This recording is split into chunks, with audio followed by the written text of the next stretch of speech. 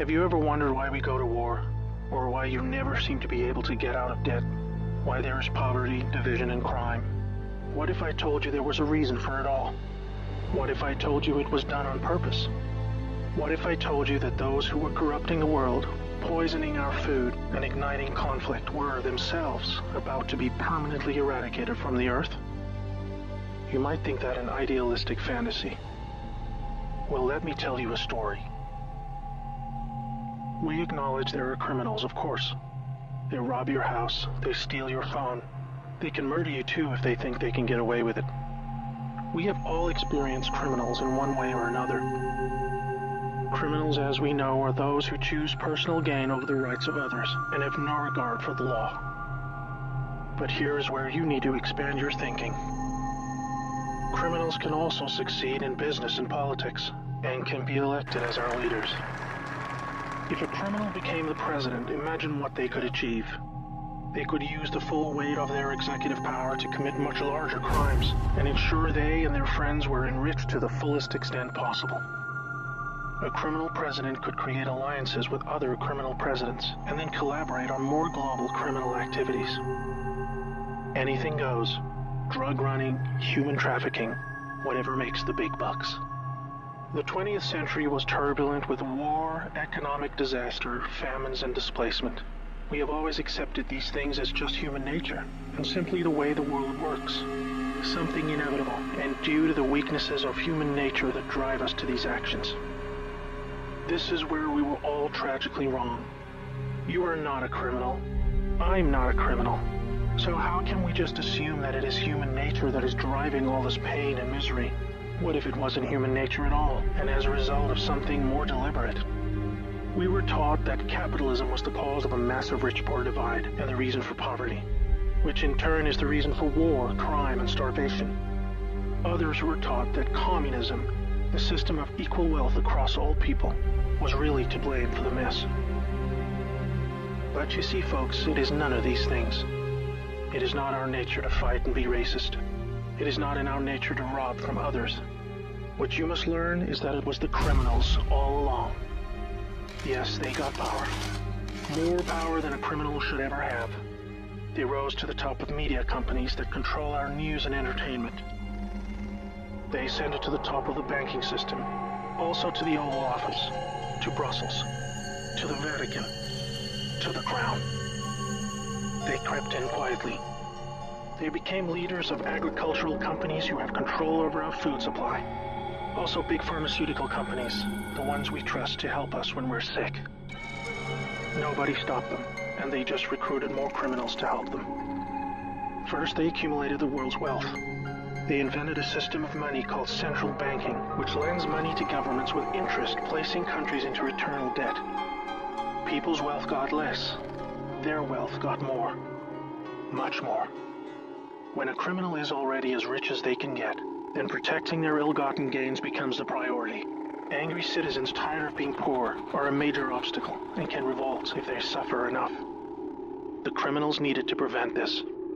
So they diverted attention to the last remaining competitor, the people of the world. You and me.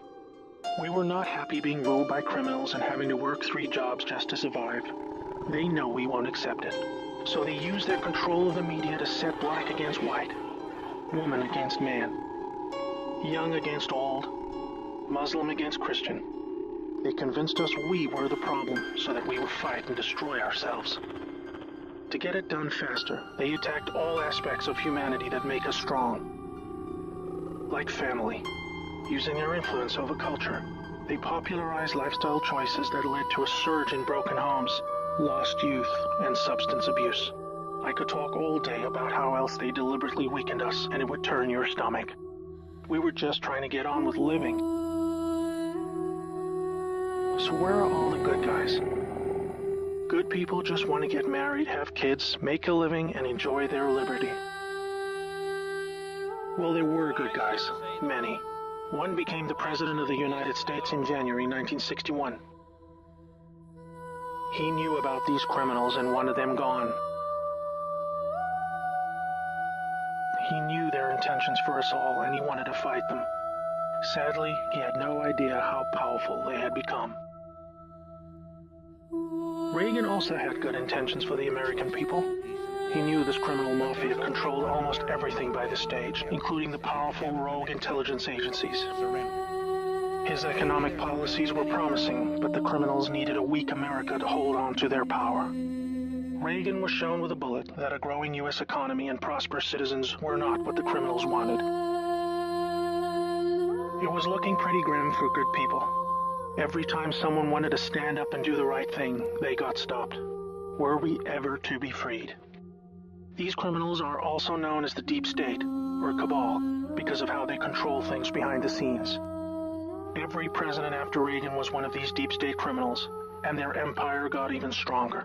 With each bad president came new depths America and the world would sink. The world collapsed into darkness. Do you need me to tell you how? Destroyed factories, declining job numbers, sicker people, opioids, destruction of Iraq, Syria, and Yemen with pointless war, displacement of people into Europe, ISIS, terrorism, collapsed governments, poverty, and genocide. Total misery. Do you think that was inevitable? Hell no. Well, here is where things start to take a new turn. When the full picture comes to be known, it will forever be regarded as the greatest story ever told. Well, here is the top line. Some good people still held positions of power. They valued humanity and the rule of law. While the criminals discussed their game plan at the annual Bilderberg meetings, the good guys were making plans of their own. The information age was coming to change history forever. As the internet flooded into every home and appliances became smarter, and when people started carrying tracking devices, an opportunity to put an end to criminal control over the world was emerging. We became connected, trackable, and surveilled. But so did they. They became dependent, just like we did, on email, SMS, instant communication.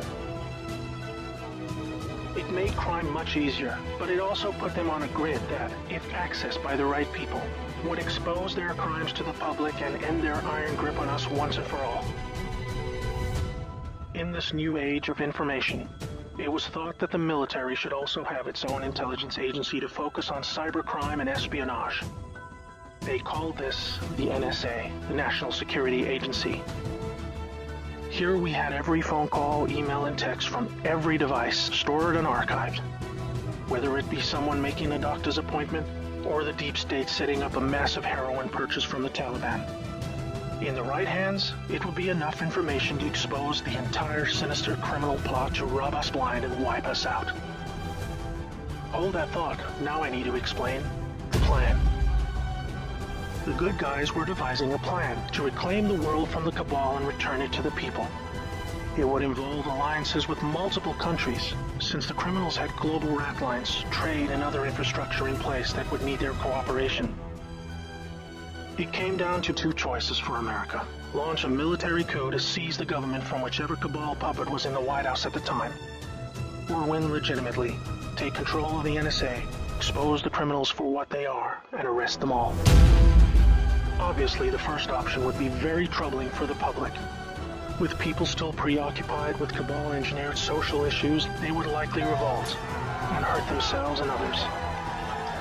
No, it would have to be the latter. So they needed a candidate who could win, and who could win big. Many states like California had been so heavily inundated by criminals that even the voting machines were electronically set up to swing votes any which way. It would need to be a very decisive victory. Good patriots in the U.S. military and their global partners asked Trump to run for president so they could take back control of America legitimately without alarming the public. Trump was a good choice, obviously, because he overcame the voter fraud and won. But he was a patriot, and he was loved and admired by the public. He was not interested in joining the cabal, because they hated America and he did not agree with them on that point. As soon as he showed interest in taking power, they activated their media assets to viciously turn on him.